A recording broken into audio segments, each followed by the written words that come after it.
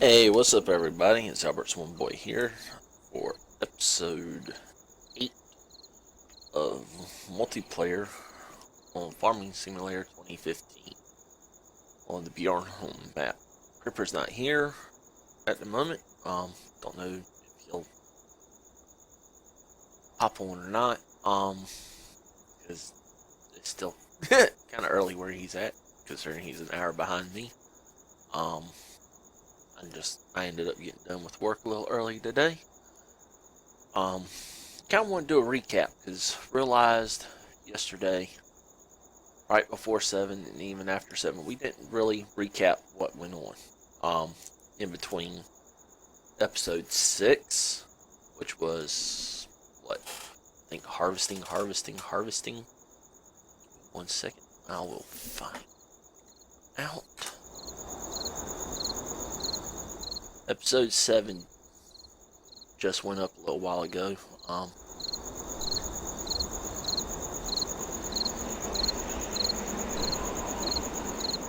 And that is named New Toys.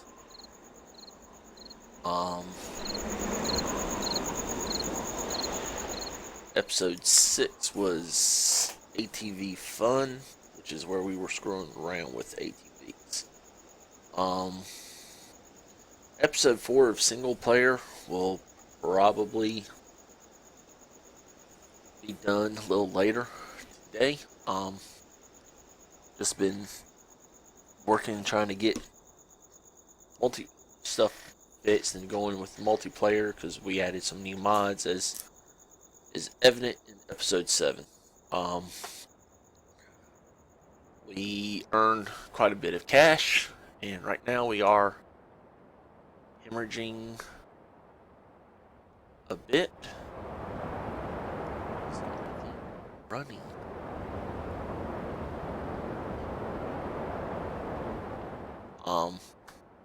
Looking here, you can see we've got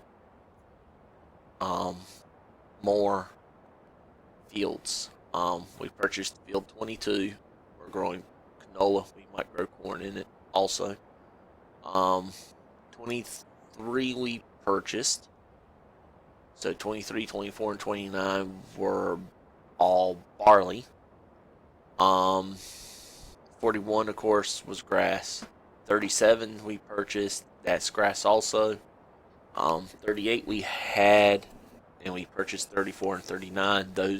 All three of those are wheat. Get out this. Go into here. We did some more purchasing of excuse me, equipment. We got some more Dukes Fars. I don't know if we showed that or not. We got 3 Dukes Fars now. We got rid of the Fortis that was shown in episode 7 and the trailer, the head trailer, because damn head didn't want to stay on the trailer. So that got rid of. Got rid of the small forage wagon and its tractor. Got rid of the cultivator. Kept the New Holland T8 320 because it's strong enough to pull the other forage wagons. And of course, we still got the Quatrac, Dacio Flow, Cornhead. We got 2 bandits. New purchases last night. Well, we did got a couple new weights. Bought this Fliegel STF 25,000 VC slurry trailer. Have a Peterbilt for that. Bought a couple more of the John Deere 2440 forage wagons. Of course, we got the Patriot sprayer, got that, got tow truck. We did get another one of those. I don't remember if we went over that or not. Bought the Crones back. We sold them yesterday because, as you can see, money's kind of ticking off $1 at a time at a fairly quick rate. And if you get in it, you even with it turned off, not even crank, you hear a hum, which kind of makes us think that vehicle operating is still running somehow. Because as you can see, $1,727 in operating costs right now. We sold that full $80,670 is all from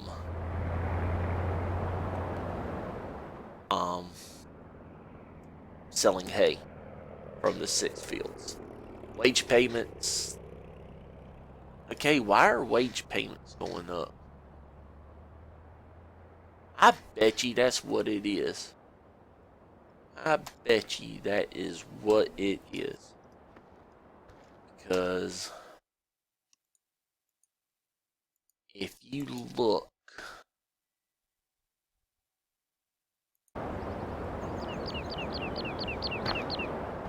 there's a guy sitting in there, and I guarantee that we're paying wage payments for him to sit in that for some reason. And that's the only trailer or only piece of equipment we've got that has a person constantly sitting in it. Or does my combine do it too? Oh, just that. So we are paying a AI guy to sit in a frickin' trailer. Or sit in a tractor. We did move some stuff. We got 2 of the Dukes Far 7250 TTVs up here, along with Creeper's Oshkosh M1070A1. My Oshkosh is over here by the mill. Our Peterbilts are here at the shop.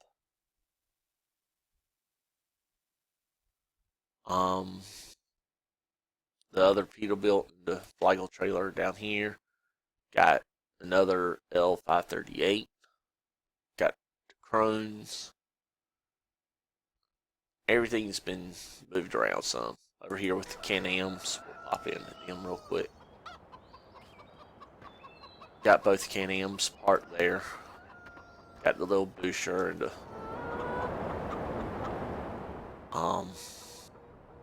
John Deere Model A. So, but yeah, that's pretty much what went. That's kind of a recap. I don't think anything's been planted. Yeah, nothing's been planted. 41 and 37 are ready for harvest on the grass. We got rid of the Crones, and let me pull this back up. Got rid of the Crones and went with the Nova discs. And actually had New Holland's pulling the Nova discs, I believe. Yeah, I think we had them pulling the Nova discs. But the thing is even using those, they're 18 meters wide. But you lose so much to inefficiency by cutting that and having to windrow it and pick it up with a forage wagon versus what you're getting with the Crone. The Crone, I could cut, pop that into, this will work. I could cut field 41 and fill up a bunker to 30 some percent just off of field 41. Where cutting it with the Nova, windrowing it, and picking it up and dumping it, I'm looking maybe 10%. So I mean, you're looking, it's very inefficient to do it without using a crone, in my opinion. But you got some people, they're like, well, it's more realistic. Yeah, it might be more realistic, but when you're windrowing, um,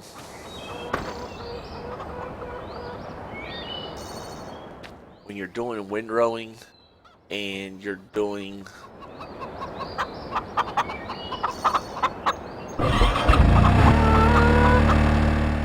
trying to collect stuff, I'm going to take this and we're going to shoot down here at 37 to show you what I'm talking about. You don't see it with your like grain crops much. You do every now and then. But honestly, you see it more with grass, and I about flip. I would have been a little ill. Like right there. And there's a whole spot somewhere. Where is it? Now watch, I'm not going to find it now. Or is that it?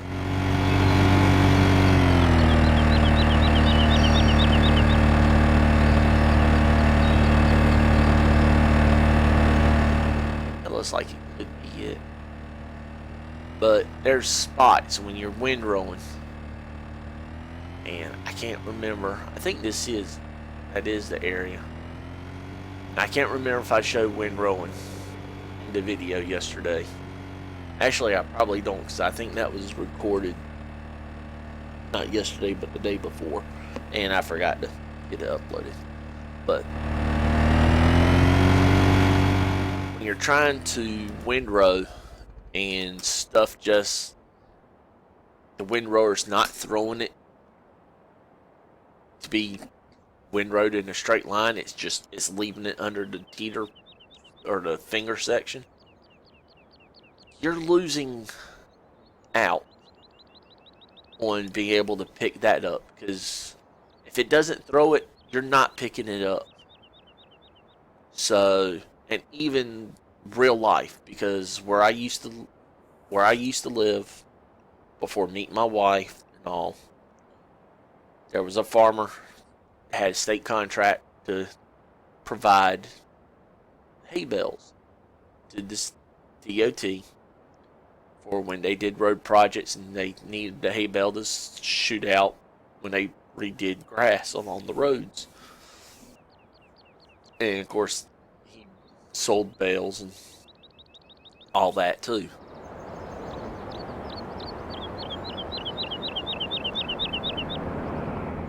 It's not very realistic to get everything out of a field. You're not going to get 100%. But when you're looking at times in this game, when you're doing it with a teeter, or not a teeter, but when you're trying to windrow the grass to collect it, take it for silage, even teetering, if you teeter it and you go to windrow it, you're not going to collect everything. And sometimes doing it the teeter to do hay bales,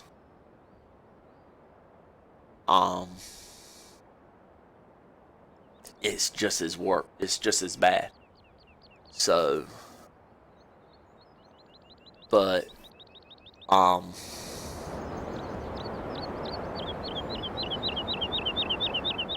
it's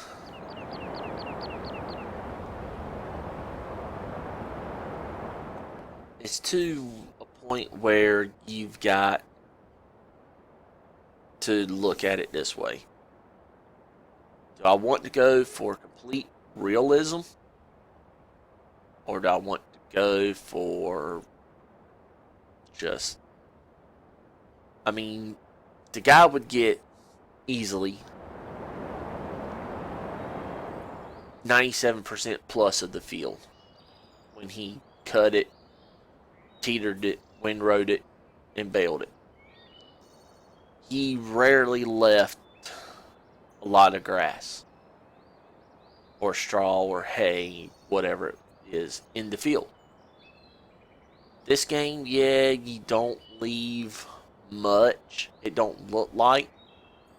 But when you're doing it that way, with a forage trailer or even a baler, when you're leaving enough that you could technically get 3-4 more bales out of, that is a lot of waste in my opinion. Especially when you consider field 41 with the crone. I'm emptying the crone 3 times. And yes, I'm not cutting just 41. I'm cutting around it just like I would here. I would come. Let's hop off of this real quick. Because if you look, you can see where the planted grass in the field is versus the naturally spawned grass. You've got this little bit of a line, and it's not much, but it's there. You can see it. And then right here is the line where the field, between the field and the other. So on the right side of my screen, that's the field that was planted with grass. The left side, that's naturally generated. I will cut this, the left side of this line, but I also cut the right. There's no sense in just cutting that little bit of field when you're getting grass. You want as much as you can to get as much silage as you can, or to teeter as much as you can for hay bales, for feed. So it makes no sense to not take advantage of being able to collect as much as possible. With the Crone Big L mod, you're able to collect pretty much everything you cut. You might lose 1%, half of 1%, a third of 1%, a quarter of a percent. I mean, but it's a lot more efficient in my opinion. But now I'm kind of getting off on a rant and a tangent, and that can be saved for a single player episode. But yeah, but that's what's gone on in between episodes. And to catch up, since we didn't really touch on some of that during the last episode, so I'm going to get this back up here. I will probably see if I can find a different John Deere mod, or actually go into that mod for the 9400 and see if I can turn that dude off, so I'm not paying the guy to sit there and waste money. So that's going to do it for this episode. Like I said, this is going to be kind of briefer than normal. Most of the normal 30 plus minutes, almost an hour. Try to keep this one under 20. So hope you enjoyed. That's pretty much what's going on right now. So far as everything, let's cut this off so we're not wasting a vehicle running costs on it. Yeah, the drive control mod is a nice mod to have, but at the same time it can get irritating. Follow me, we've got that on here. Nice one. And of course, again, it can get aggravating. It works really good for trying to get some stuff, but some stuff just won't. It's like, nope, not doing it. So anyway, that's going to do it for this episode. This is, again, episode 8. Farming Simulator 2015 Multiplayer. Normally with Creeper. Today, just me, Alberts. Hope you enjoy and have a good day. And we're out. See ya.